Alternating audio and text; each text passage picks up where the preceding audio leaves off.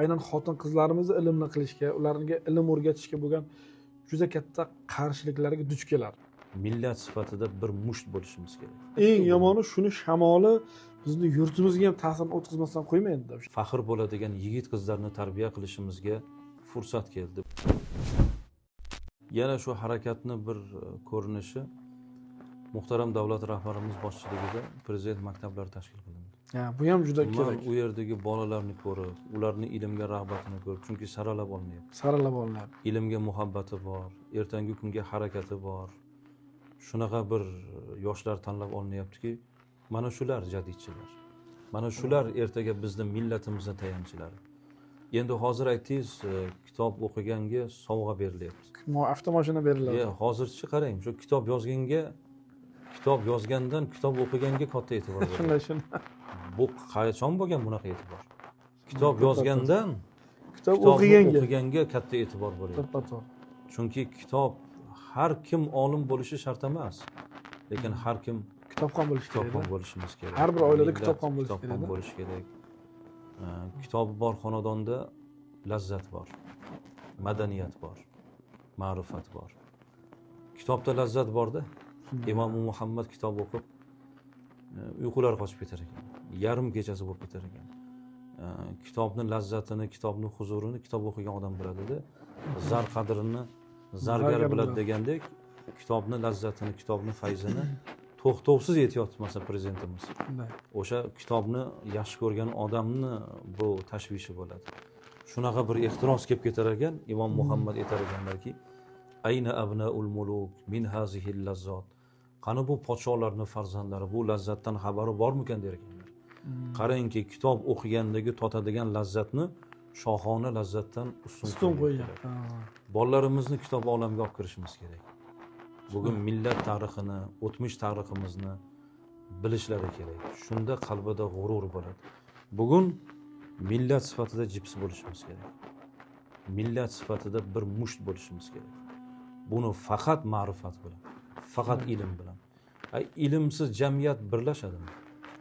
Ilmsiz jamiyat bir-biriga hurmat, izzatda bo'ladimi? Ularda g'oya, maqsad bo'ladimi? Ilm bilan bugun biz bolalarimizni ilm o'qitib, men bugun otalarga, onalarga murojaat qilmoqchiman. Muhtaram otalar, onalar. Bugun shunday bir davron keldi. Farzandlaringiz siz erishmagan yutuqlarga erishish imkoniyati keldi. Bunda siz ko'makchi bo'ling. Butun imkoniyatingiz, butun sharoitingiz bilan farzandlaringizni o'qishga, ilm olishiga, millat uchun, vatan uchun faxr bo'ladigan yigit-qizlarni tarbiya qilishimizga fursat keldi. Bu fursatlarni davlat darajasida yaratib berilyapti. Bunga g'ayrat qilishimiz kerak. Va yana aytaman, muhtaram otalar, onalar, jamiki ilmlar borki, millat taraqqiyotiga, vatan taraqqiyotiga, millatning ertangi kuniga xizmat qiladigan, bugungi ijtimoiy hayotimizga xizmat qiladigan jamiki ilmlar hammasiga ajr. Siz farzandlaringizni ilmiga, salohiyatiga siz pul sarf etyapsiz. Bilingki, o'sha sarf etayotgan pulingiz, u davlat darajasida sarf etilayotgan pullar farzandlarimizni ta'limiga yoki bir ota-ona timsolida sarf etilayotgan pullarning hammasi bu xayr ehson. Eng zo'r ehson farzandlar ta'limi uchun, farzandlarning ertangi kuni uchun qilingan sarf xarajat. O'sha o'tmish ajdodlarimiz, jadidchilarimiz shuning uchun harakat qilishdi. Millatni mana shunday bir yangi bir tashabbus bilan o'zlarini hayotini tikib, hattoki ular hammasi yosh yigitlar bo'lgan. Hammalari yosh yigitlar bo'lgan.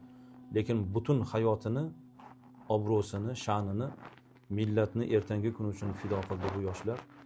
Bugun farzandlarimiz mana shu yoshlarni tanishlari kerak bo'ladi. Ustoz, yana bir masala borki, o'sha jadid bobolarimiz ilgari surgan eng ulug' g'oyalardan biri xotin-qizlarimizni ilm olishi, ularni ilmli bo'lishga juda katta bir o'zini g'oyalarini berishgan, lekin afsuski o'zlarida o'sha mutassibona qarashlar, o'sha jadidlarimizni aynan xotin-qizlarimizni ilmli qilishga, ularga ilm o'rgatishga bo'lgan juda katta qarshiliklarga duch keladi. Hattoki buni o'sha o'z vaqtida o'zini diniy tomondan o'sha mahalliy ulamo deydigan bo'lsak, o'sha mutaassiblashgan ba'zi bir diniy soha vakillari bunga qarshilik qilgan holatlari bo'lgan. Aynan jadidlarni shu xotin qizlarimizni ilmli qilish borasidagi harakatlari, shu masala bo'yicha ham bir izoh berib o'tsangiz.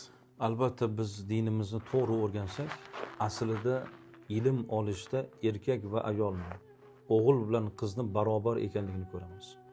Yana aytaman, o'sha davrni bid'atlari, xurofotlari, shu mutaassib olimlarning shunaqa bir harakati bilan bizda bir oz ayollarimiz mana shunday bir uyda qamalib qolish holatlari kuzatilgan. Aslida o'g'il bolani o'qitsak bir odamni o'qitamiz. Buni yurtboshimiz ham aytdilar.